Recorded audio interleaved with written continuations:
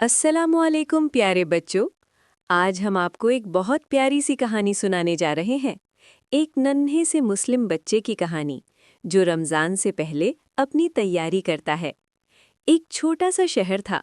वहाँ अली नाम का एक प्यारा सा बच्चा रहता था।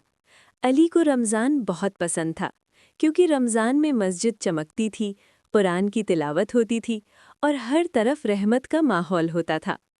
एक दिन अली ने अपनी अम्मी से पूछा, अम्मी, रमज़ान आने वाला है, हम रमज़ान से पहले क्या तैयारी करें? अम्मी ने प्यार से अली के सर पर हाथ फेरा और मुस्कुराते हुए कहा, बेटा, रमज़ान सिर्फ रोज़ा रखने का नाम नहीं, रमज़ान अपने दिल को साफ करने का महीना है। अम्मी ने कहा, रमज़ान से पहले नमाज की आदत डालनी चाहिए। अली ने फौरन कहा, अम्मी, मैं रोज़ फजर और मगरिब की नमाज पढ़ूंगा। और उस दिन से अली ने नमाज पढ़ना शुरू कर दिया। शाम को अब्बू ने अली को कुरान पाक दिया। बेटा, रोज़ थोड़ी सी तिलावत रमज़ान की बेहतरीन तैयारी है।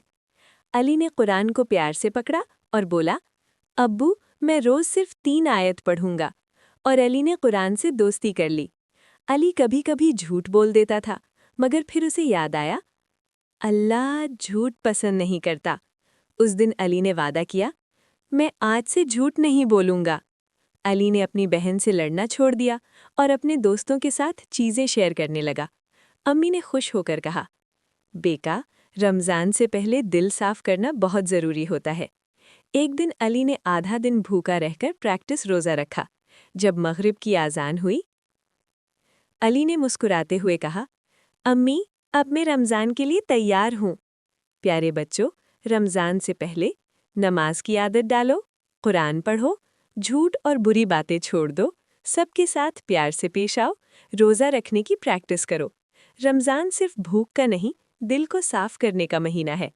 अल्लाह हम सबको रमज़ान की अच्छी तैयारी की तौफीक अता फरमाए। आमीन।